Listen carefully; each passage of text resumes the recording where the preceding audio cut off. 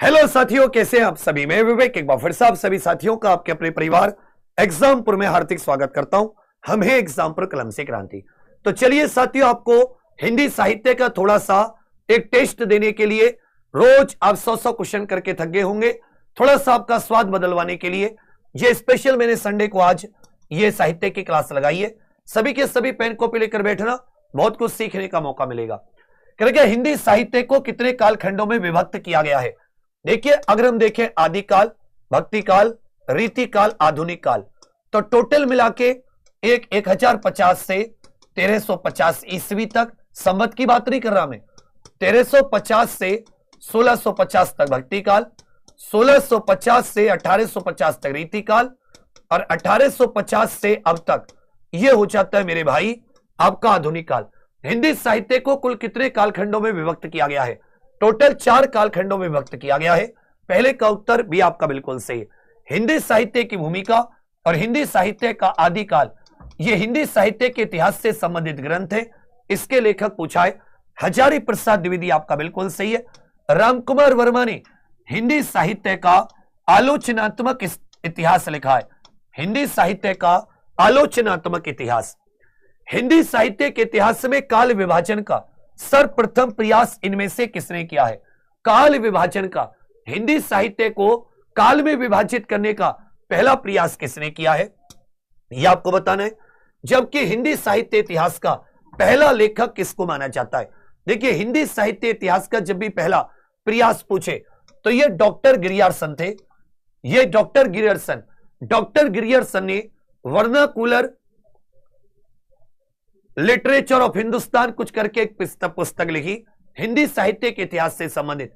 इन्होंने ही सबसे पहले हिंदी के साहित्य के इतिहास में काल विभाजन का प्रयास किया। भाई, जैसे इतिहास को बांटते हैं प्राचीन इतिहास, मध्यकालीन इतिहास, आधुनिक इतिहास, ऐसे हिंदी साहित्य आदिकाल का साहित्य, भक्ति काल का साहित्य, रीति काल का साहित्य या आधुनिक काल का साहित्य। तो काल विभाजन का पहला प्रयास डॉक्टर गिरियर्सन। जबकि हिंदी साहित्य इतिहास का पहला लेखक, मतलब जिसने हिंदी के साहित्य पर पहला इतिहास ग्रंथ लिखा, इसका नाम था गारसा दे तासी। इसने फ्रेंच भाषा में लिटरेचर एंदुई ए हिंदुस्तानी, इस्तवार द लिटरेचर एंदुई ए हिंदुस्तानी करके इसने ग्रंथ लिखा था फ्रेंच भाषा में। तीसरे का भी, चौथे का ए। हिंदी साहित्य का आलोचनात्मक इतिहास, यह किसके द्वारा? हिंदी साहित्य का आलोचनात्मक इतिहास। देखिए, एक हो जाता है हिंदी साहित्य का वैज्ञानिक इतिहास। अगर डॉक्टर गणपति चंद्रगुप्त की बात करें, उन्होंने हिंदी साहित्य का वैज्ञानिक इतिहास, जबकि हिंदी साहित्य का आलोचनात्मक इतिहास यह डॉक्टर रामकुमार वर्मा ने लिखा। श्रद्धा और प्रेम के योग का नाम भक्ति है। यह पंक्ति किसकी है? इन्होंने याद रखिएगा, कविता को भावयोग कहा है। कविता को क्या कहा है? कविता को साथी भावयोग कहा है। कविता को इन्होंने क्या कहा? भावयोग। जबकि साहित्य को जनता की चित्त वृत्तियों का प्रतिबिंब माना है। साहित्य को जनता की चित्त वृत्तियों का प्रतिबिंब। श्रद्धा और प्रेम के योग का नाम भक्ति, यह आचार्य रामचंद्र शुक्ल जी ने कहा है। पूछा हिंदी साहित्य के आदिकाल को इनमें से किसने सिद्ध सामंत काल। अब हिंदी साहित्य का जो पहला समय है, सबसे प्राचीन समय की जो रचनाएं हैं, उसके लिए आदिकाल किसने कहा? उसके लिए आदिकाल यह हजारी प्रसाद द्विवेदी जी ने आदिकाल कहा। जबकि रामकुमार वर्मा ने इसको साथी सिद्ध एवं चारण काल कहा। सिद्ध एवं चारण काल भी कह देते हैं। जबकि गिरियर्सन ने चारण काल कहा और राहुल संकृत्यान ने इस समय को सिद्ध सामंत काल कहा है। वही महावीर प्रसाद द्विवेदी जी ने इस समय को बीजवपन काल कहा है। बीजवपन काल। आचार्य रामचंद्र शुक्ल जी ने इस समय को वीर गाथा काल कहा। मोहन अवस्थी ने इस समय को आधार काल भी कहा है। पूछा है भक्ति रीति काल को श्रृंगार काल किसने कहा है? अलग अलग विद्वान हुए श्रृंगार परक रचनाएं रचने के लिए इसे श्रृंगार। तो कैसे याद करोगे? पूरा विश्व श्रृंगार करता है, पूरा विश्व। रमा शंकर शुक्ल रसाल, इसने कलाकाल, इन्होंने कलाकाल कहा है। जबकि आचार्य रामचंद्र शुक्ल मिस्र बंधुओं ने श्रृंगार काल, रीति काल को इन्होंने अलंकृत काल कहा है। कैसे याद करोगे कि जो अलंकार होते वो दिमाग में मिश्रण हो जाता है। भक्ति काल को हिंदी साहित्य का स्वर्ण युग यदि बात करें, जॉर्ज ग्रियर्सन ने इस समय को स्वर्ण काल कहा, जबकि आचार्य श्याम सुंदर दास ने इस समय को स्वर्ण युग, श्याम सुंदर दास स्वर्ण युग, जॉर्ज ग्रियर्सन स्वर्ण काल, 8वें का ए 9वें का डी, पूर्व मध्य काल, भक्ति काल को पूर्व मध्य काल भी कहा जाता है और रीति काल को उत्तर मध्य काल भी कहा जाता है। तो इसमें विक्रम संवत के अनुसार बताना है, क्योंकि आचार्य रामचंद्र शुक्ल ने जो सातवीं काल विभाजन किया वो किसके अनुसार किया? विक्रम संवत के अनुसार। तो रीति काल को उत्तर मध्य काल भी कह दिया जाता है, रीति काल को उत्तर मध्य काल, जबकि ध्यान दीजिएगा 1375 से 1700 का समय जो है इसे पूर्व मध्यकालीय भक्ति काल कह देते हैं। 1050 से 1375 विक्रम संवत इसे आदि काल कह दिया जाता है। मैथिली भाषा के सुप्रसिद्ध कवि, ये कवि विद्यापति जिनको मैथिल कोकिल कहते हैं, इन्होंने अवहट्ट में कितने ग्रंथों की रचना की है? जो मैथिली भाषा के प्रसिद्ध कवि हैं जिनको मैथिल कोकिल भी कहा जाता है, इन्होंने अवहट्ट में कितने ग्रंथों की रचना? 2 ग्रंथों की रचना। पूछा रामायण के रचयिता बताइए, आला खंड ये किस बोलिया भाषा में लिखा गया है? जो आला खंड है ये किस बोलिया भाषा में लिखा गया है? सबके सब थोड़ा खींचकर उत्तर दीजिए। और ये क्लास रोज रात 8 बजे चलती है। जिस दिन कोई इवेंट इत्यादि होती है महीने में 2-3 बार, तब आगे पीछे मानिए। रामायण के रचयिता भगवान वाल्मीकि जी, संस्कृत में बाणभट्ट कादंबरी हर्षचरित, गोस्वामी तुलसीदास जी ने अवधि में रामचरितमानस इत्यादि। आला खंड बुंदेली क्योंकि सती जगनिक द्वारा रचित परमाल रासों से लिया गया है। परमाल रासों किससे लिया गया है? परमाल रासों से। यह बुंदेली में पूछेगा किसे कवियों में राजकुमार कहा जाता है? इनको हिंदी खड़ी बोली का पहला कवि भी कहा जाता है। इन्हीं को बच्चा कवियों में राजकुमार कहते, इन्हीं को हिंदी खड़ी बोली का पहला कवि भी कह दिया जाता है। इन्हीं को हिंदी खड़ी बोली का पहला कवि भी कह दिया जाता है। पूछा सभी से बच्चा, कालिदास त्रिवेदी ये किसके दरबारी कवि थे? कवियों में राजकुमार अमीर खुसरो, इनका वास्तविक नाम अबुल हसन। इनका वास्तविक नाम क्या हो जाता है? अबुल हसन। जबकि कालिदास त्रिवेदी ये औरंगजेब के दरबारी कवि। कालिदास त्रिवेदी औरंगजेब के दरबारी कवि। खुमांड रासो किसकी प्रसिद्ध रचना है? संदेश रासक का रचयिता पूछा है। और संदेश रासक ये किस भाषा में रची गई है? आप सभी को यह भी उत्तर बताना है कि जो संदेश रासक पुस्तक है ये किस भाषा में। बिना क्वेश्चन नंबर लिखे उत्तर मत दीजिए, बिना क्वेश्चन नंबर लिखे आप सभी लोग उत्तर मत दीजिए। कहोगे देखिए सर, दलपति विजय ने खुमांड रासो, शारंगधर ने हम्मीर रासो। शारंगधर की किताबें हम्मीर रासो, जगनिक की परमाल रासो। ये रासो साहित्य आदिकाल का साहित्य है।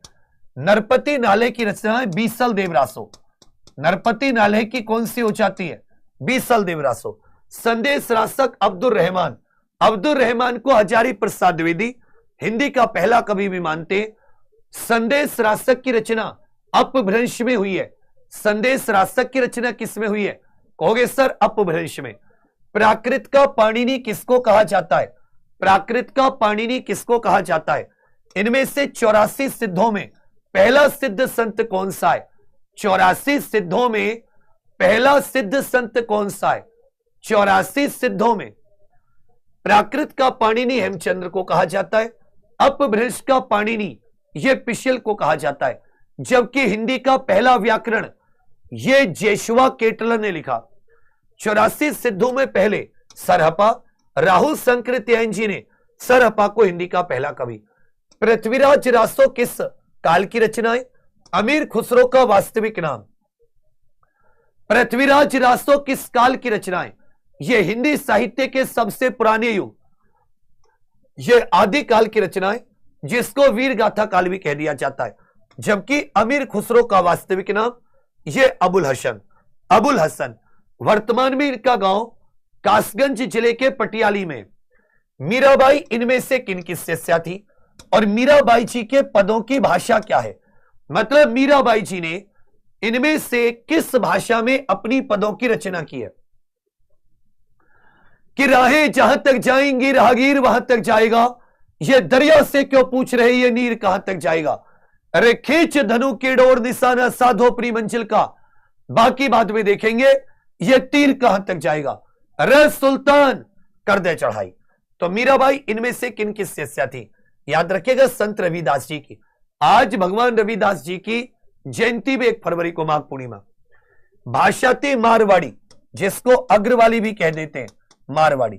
मुगल बादशाह शाहजहां ने किस कवि को महाकवि राय की पदवी, ये जो राजा महाराजा होते थे ये अलग अलग कवियों को कोई ना कोई पदवी देते थे। सुंदर दास, सुंदर विलास और ज्ञान समुद्र, ये इनकी रचना हो जाती है। सुंदर विलास और ज्ञान समुद्र क्या हो जाती है? कहोगे सर रचनाएं हो जाती है। 22 का सी, 23 का डी आपका बिल्कुल सही है। कबीर जी के प्रमुख शिष्य कौन थे? निर्गुण कवियों में सर्वाधिक शिक्षित संत, कबीर जी के प्रिय शिष्य, जिन्हें या प्रमुख शिष्य भी कह सकते हैं। इन्होंने 1464 में एक बीजक नामक ग्रंथ का संग्रह किया। इस बीजक में कबीर दास जी की पंक्तियां, कबीर दास जी की रचनाएं, साखी शब्द रमेनी शामिल है। तो ये थे धर्मदास। पूछा धर्मदास जी ने किस वर्ष बीजक का संग्रह किया है? निर्गुण कवियों में सबसे ज्यादा पढ़े लिखे या सुशिक्षित ये सुंदरदास थे। इनमें से अलवार महिला संत का नाम बताइए। और प्रभु जी तुम चंदन हम पानी, ये किनकी पंक्ति है? ध्यान दीजिएगा, जो भक्ति आंदोलन का जन्म हुआ है वो दक्षिण भारत से हुआ। इसमें 2 प्रकार के संत हुए, अलवार और नैनार। अलवार संतों की संख्या 12, नैनार संतों की 63। ये भगवान विष्णु जी के भक्त वैष्णव, ये भगवान शिव जी के भक्त शैव। जो नैनार शैव भक्त, इन्होंने अपने आराध्य की याद में, आराध्य की स्मृति में, आराध्य की आराधना में जो पंक्तियां आदि लिखी, यहीं से भक्ति साहित्य का उदय हुआ। जबकि उत्तर भारत में कौन लेकर आए? संत रामानंद। उत्तर भारत में पूछेगा, उत्तर भारत में भक्ति को लाने का श्रेय किसको दोगे? उत्तर भारत में भक्ति आंदोलन को लाने का श्रेय आप किसे दोगे? अलवार महिला संत, इसमें से आंडाल। प्रभु जी तुम चंदन हम पानी, संत रविदास जी की पंक्तियां, संत रविदास जी की पंक्तियां। पूछा ज्ञानदीप किसकी रचना है? चंदायन किसकी रचना है? ज्ञानदीप किसकी? ये सती सूफी काव्य धारा की पुस्तकें हैं। ये किसकी पुस्तकें हैं? ये सूफी काव्य धारा की पुस्तकें हैं। एक शेख नबी वृंदावन, ज्ञानदीप किसकी रचना है? ज्ञानदीप ये शेख नबी की रचना है। चंदायन अथवा लोर कहा, जो कि चनैनी लोक कथाओं पर आधारित है, यह याद रखिएगा, मुल्ला दाऊद की रचना है। किसकी? मुल्ला दाऊद। जबकि मंझन की हो जाती है मधुमालती, मंझन की हो जाती है मधुमालती, और कुतुबन की हो जाती है मृगावती, कुतुबन की मृगावती। 28 का उत्तर सी, 29 का डी आपका बिल्कुल सही है। हिंदी के पहले सूफी कवि, हिंदी के पहले सूफी कवि, हिंदी के पहले सूफी कवि किसे माना गया है? हरिवंश सुवा का उल्लेख, हरिवंश सुवा का उल्लेख। तो इनमें से जो मुल्ला दाऊद है, मुल्ला दाऊद को ज्यादातर माना जाता है, जिन्होंने चंदायन अथवा लोर कहा की रचना की है। जबकि हिरामन सुवा, ये पद्मावत, मलिक मोहम्मद जायसी, मलिक मोहम्मद जायसी। रत्नावली इनमें से किस कवि की पत्नी थी? और रामचरितमानस की रचना ये किस भाषा में? रत्नावली ये इनमें से किसकी पत्नी थी? और रामचरितमानस की भाषा बतानी है। एक बार सबके सब साथी अपने व्हाट्सएप पे खींच लेना बच्चा इसे। ये क्लास रोज रात 8 बजे हिंदी की होती है, पूरे 100 क्वेश्चन की। आज मेरा मन था कि छोटी सी आपको एक साहित्य का कुछ रिवीजन सा हो जाएगा, अच्छा लगेगा। यह गोस्वामी तुलसीदास जी की पत्नी, रामचरितमानस की रचना अवधी भाषा में गोस्वामी तुलसीदास। हिंदी राम काव्य परंपरा के अंतर्गत एक विशिष्ट कृति बताइए। इनमें से एक रचना है जो हिंदी राम काव्य, तो देखिए रसिक प्रिया, कवि प्रिया, विज्ञान गीता, ये आचार्य केशव दास की रचनाएं हैं, जिनको कठिन काव्य का प्रीत भी कहा जाता है। रामचंद्रिका। अग्नि परीक्षा इनमें से किसकी रचना है? यहां पर सात्विक रचना का नाम है जो है अग्नि परीक्षा।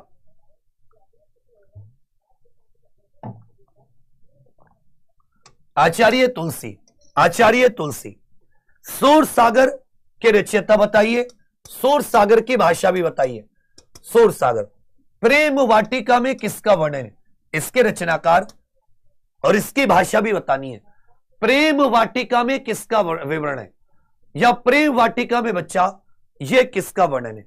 सूर सागर सूरदास जी। सूर सागर सूरदास। प्रेम वाटिका राधा कृष्ण जी की प्रेम लीलाओं का, राधा कृष्ण जी की प्रेम लीला। प्रेम वाटिका रसखान। प्रेम वाटिका रसखान। 36 का सूर सागर ब्रज भाषा में, ब्रज भाषा में 36 का 37 का भी पूछा। भ्रमर गीत परंपरा के प्रवर्तक, पुष्टि मार्ग के प्रवर्तक कौन है? किन्होंने काव्य में, साहित्य में? कहोगे सर, बातचीत मत करो भैया। इसको भ्रमर गीत सूरदास, क्योंकि इनका जो ग्रंथ है सूर सागर, उसी में अच्छे से याद रखिएगा। एक मंडल में भ्रमर गीत की बात कही गई है, जबकि पुष्टि मार्ग के जो वल्लभाचार्य जी, जिन्होंने शुद्धाद्वैतवाद, शुद्धाद्वैतवाद पूछा है। और रुद्र संप्रदाय के प्रवर्तक कौन है? रुद्र संप्रदाय के प्रवर्तक कौन है? रुद्र संप्रदाय के प्रवर्तक, रुद्र संप्रदाय। तो याद रखिएगा विष्णु स्वामी, विष्णु स्वामी रुद्र संप्रदाय। इनमें से कौन सी रचना नरोत्तम दास की है? इनमें से कौन सी रचना नरोत्तम दास की है? कि नन्ही चींटी जब दाना लेकर चलती है, चढ़ती दीवारों पर 100 बार फिसलती है। मन का विश्वास रगों में सांस भरता है, गिरकर चढ़ना, चढ़कर गिरना नहीं अखरता है। आखिर मेहनत उसकी बेकार नहीं होती, कोशिश करने वालों की, मेहनत करने वालों की कभी हार नहीं होती। कहोगे सर विष्णु स्वामी। जबकि रचना नरोत्तम दास, नरोत्तम दास की सुदामा चरित, जानकी मंगल गोस्वामी तुलसीदास, हृदय राम हनुमान नाटक, रुक्मणी मंगल नंददास। 40 का उत्तर है, 41 का है। इनमें से अष्ट छाप के कवि कोई नहीं है। इनमें से कौन अष्ट छाप के कवि नहीं है बताइए। और पायो जी मैंने राम रतन धन पायो, ये किनकी पंक्ति है? पायो जी मैंने राम रतन धन पायो। अरे क्वेश्चन नंबर लिखकर उत्तर दो थोड़ा सा। कहोगे भैया देखिए, नंददास, सूरदास, कृष्णदास, नाभादास नहीं, नाभादास। पायो जी मैंने राम रतन धन पायो, ये मीराबाई जी की पंक्तियां। ये किनके भैया? मीराबाई जी की। इनमें से किस कवि ने लक्षण ग्रंथ नहीं लिखा? मतलब जो रीति काव्य है उसके जो लक्षण होते हैं उनके ऊपर कोई ग्रंथ नहीं लिखा। जैसे अलंकार क्या होते, छंद क्या होते, इन सब के ऊपर। तो याद रखिएगा कवि बिहारी, जिन्होंने साथी किस कवि ने लक्षण ग्रंथ? कवि बिहारी जी श्रृंगार रस के कवि। इनमें से किस कवि को कठिन काव्य का प्रेत कहा जाता है? अपनी क्लिष्ट काव्य के लिए इनको कठिन काव्य का प्रेत। तो कवि ने लक्षण ग्रंथ ने लिखा बिहारी। इनमें से किस कवि को कठिन काव्य का? आचार्य केशवदास। शिवा बावनी के रचयिता बताइए। रामचंद्रिका किसकी कृति है? शिवा बावनी के रचनाकार रामचंद्रिका। सबके सब खींच करके उत्तर दो, सो रहे हो। कहोगे सर शिवा बावनी, छत्रसाल दशक, ये कवि भूषण। रामचंद्रिका ये किस कवि की कृति है? कहोगे सर केशवदास। हो सकता है एक दो यही डर है ऊपर नीचे न लग जाए। हिंदी नव जागरण का अग्रदूत कौन कहलाता है? निज भाषा उन्नति है, सब उन्नति को मूल। क्वेश्चन नंबर लिखकर बताते चलो, एक तो बहुत स्लो पढ़ जाते हो, पता नहीं कौन सी आफत आ जाती है।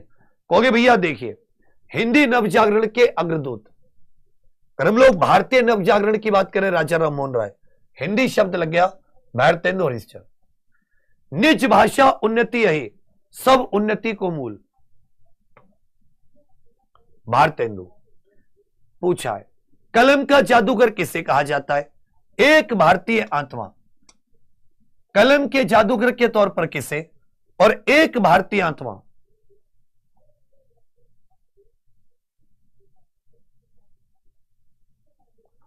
सबके सब उत्तर दो भाई। तो कलम का जादूगर यहां पर रामवृक्ष बेनीपुरी। कई लोग मुंशी प्रेमचंद जी को लगा देते हैं। एक भारतीय आत्मा माखन लाल चतुर्वेदी जी, हेम तरंगणी के लिए।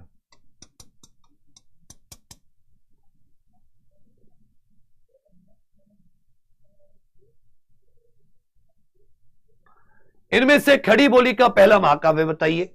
खड़ी बोली का पहला महाकाव्य यशोधरा, कैके, उर्मिला आदि नारी पात्रों पर कविता लिखने वाले इनमें से किन्होंने नारी प्रधान पात्रों को अपने लेखन का विषय बनाया है?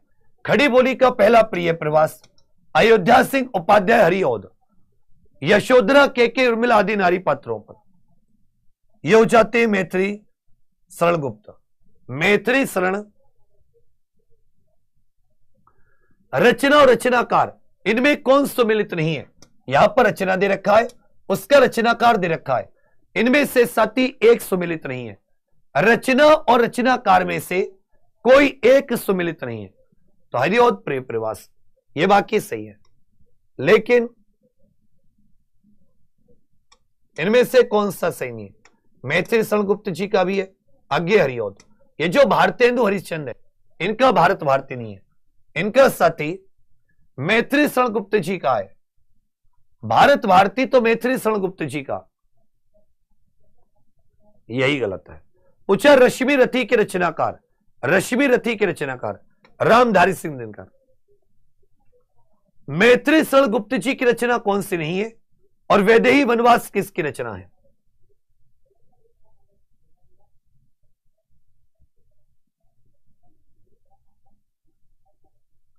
यह रोज रात वैसे रेगुलर 8 बजे होती है। मैत्री शरण गुप्त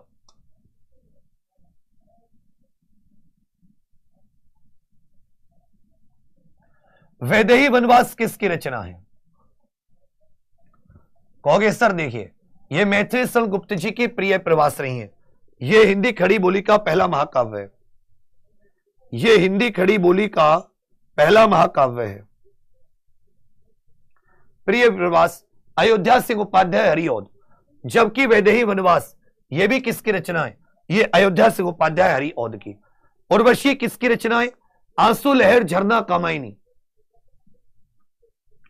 उर्वशी किसकी रचना है?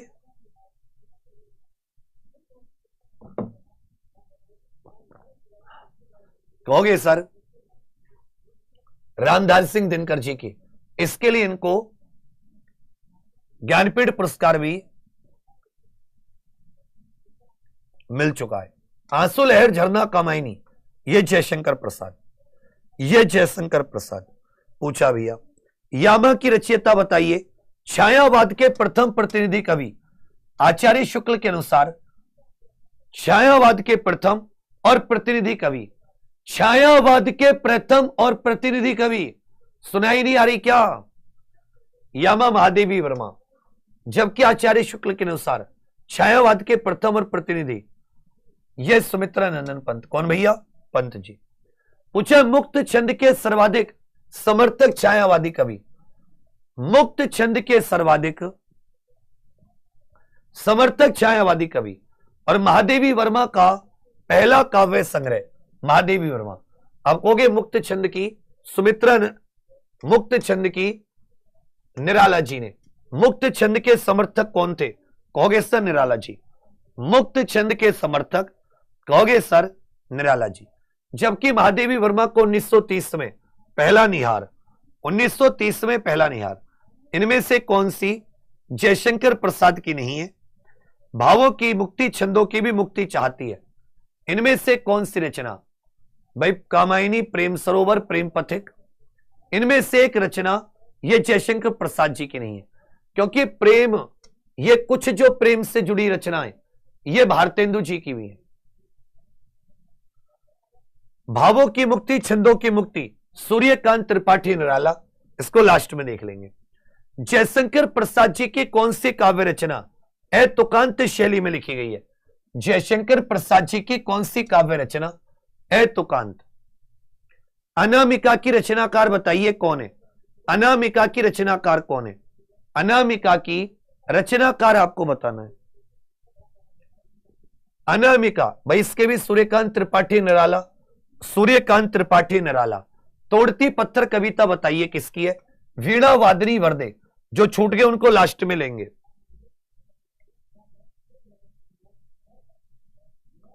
तोड़ती पत्थर, भिक्षुक आदि कविता, ये सब सूर्यकांत त्रिपाठी निराला। वीणा वादनी वर्दे, ये भी निराला जी की। पूछा निराला द्वारा रचित ललित गीतों का संग्रह पूछा है आपसे। ललित गीतों का संग्रह। आग और राग का कवि किसको कहा जाता है? आग और राग का कवि किसको कहा जाता है? तो जातीय गीतिका, गीतिका में ललित गीतों का संग्रह। आग और राग का कवि रामधारी सिंह दिनकर। त्रिधारा ग्रंथ के रचनाकार बताइए। रंग बरसे भीगे चुनर वाली रंग बरसे, इस गीत के रचनाकार कौन है? इस गीत के रचनाकार कौन है मेरे भाई? त्रिधारा, सुभद्रा कुमारी चौहान। रंग बरसे भीगे चुनर वाली रंग बरसे, हरिवंश राय बच्चन। प्रयोगवाद के प्रवर्तक पूछा है। आत्मजयी इनमें से किस विधा की रचना है? प्रयोगवाद के प्रवर्तक आत्मजयी। प्रयोगवाद के हो जाते अज्ञे जी। आत्मजयी के लिए 2005 में इनको सम्मान भी मिल चुका है। यह कुंवर नारायण की किताब है। किसकी? कुंवर नारायण। यह काव्य है। पूछा है बात बोलेगी के रचनाकार बताइए। टेढ़े मेढ़े रास्ते, यह उपन्यास है। टेढ़े मेढ़े रास्ते, यह उपन्यास है। टेढ़े मेढ़े रास्ते, यह उपन्यास है। बात बोलेगी याद रखिएगा शमशेर बहादुर सिंह।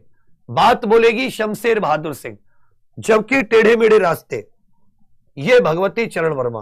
भगवती चरण वर्मा। त्यागपत्र उपन्यास के रचयिता इनमें से कौन सा मुंशी प्रेमचंद जी का उपन्यास नहीं है? इनमें से कौन सा मुंशी प्रेमचंद जी का उपन्यास नहीं है? इनमें से कौन सा? त्यागपत्र के याद रखिएगा जैनेन्द्र कुमार। त्यागपत्र के कौन हो जाते हैं? जैनेन्द्र कुमार। प्रेमचंद जी का चंद्रकांता नहीं है, यह बाबू देवकी नंदन खत्री। जबकि निर्मला, गोदान, गबन, सेवा सदन तीनों है। मृगनेनी उपन्यास के लेखक बताइए। इनमें से कौन सा नाटक उपनिषद काल पर आधारित है? इनमें से कौन सा नाटक उपनिषद काल पर आधारित है? इनमें से कौन सा नाटक उपनिषद काल पर आधारित है? मृगनेनी के वृंदावन लाल वर्मा। जबकि उपनिषद काल पर जन्मे जी का नागयज्ञ। शेखर एक जीवनी किसका पहला उपन्यास है? चंद्र प्रभावी उपन्यास है। चंद्र प्रभावी उपन्यास है। क्वेश्चन नंबर लिखकर उत्तर दो और कोशिश करो मुझसे पहले उत्तर देने की। शेखर एक जीवनी अज्ञे जी का। जबकि चंद्रप्रभा पूर्ण प्रकाश, यह भारतेंदु जी की रचना। रचनाकार में कौन सुमिलित नहीं है? यह यहां पर रचनाएं दे रखी है सुमिलित। अमृत और विष, ए लड़की, त्यागपत्र, राग दरबारी। तो ध्यान दीजिएगा बाकी सब सही है, लेकिन अमृत और विष, अमृतलाल नागर। अमृत और विष, अमृतलाल नागर। चारू चंद्रलेख, पुनर्नवा, अनाम दास का पोथा, इन सब के लेखक आचार्य हजारी प्रसाद द्विवेदी।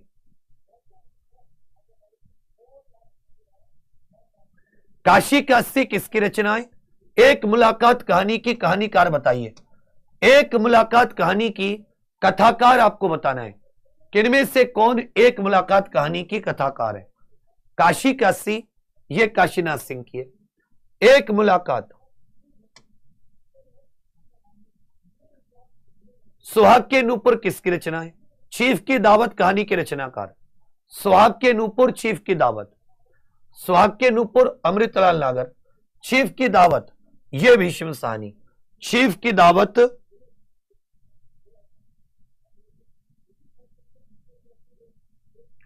कौन सी कहानी मुंशी प्रेमचंद जी की नहीं है? और रामचंद्र शुक्ल जी ने किसे हिंदी की पहली मौलिक कहानी माना है? आचार्य रामचंद्र शुक्ल जी ने इनमें से किसे हिंदी की पहली कहानी माना है?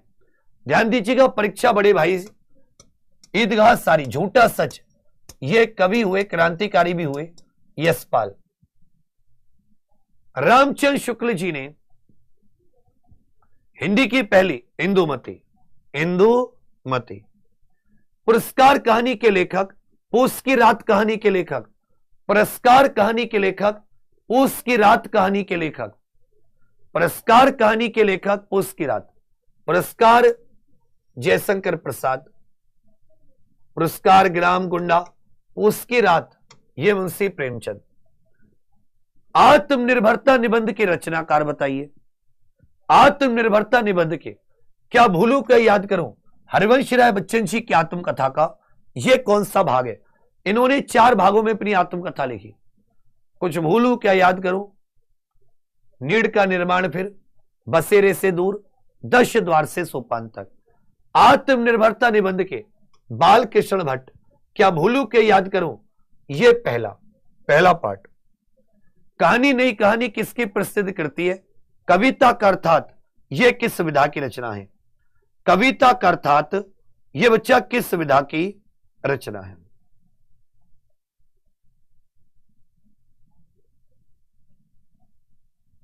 थकावट लग रही होगी चेहरे से, नींद मतलब रेस्ट नहीं मिल पा रहा, 2 महीने से रोजाना आंखें देख रहे हो, यही जीवन संघर्ष है।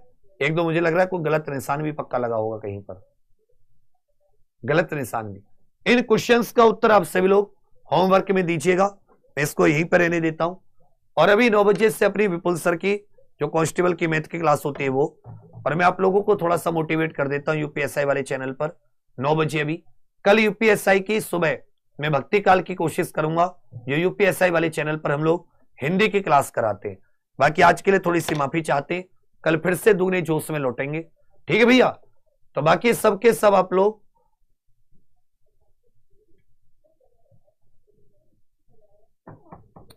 इसकी पीडीएफ में एग्जाम प्रो ऑफिशियल एप्लीकेशन पर डलवा दूंगा। सबके सब एग्जाम प्रो को सब्सक्राइब जरूर कर लेना, और सुबह 7 बजे जो करंट की क्लास है उसे देखना मत भूलना। थैंक यू, जय हिंद।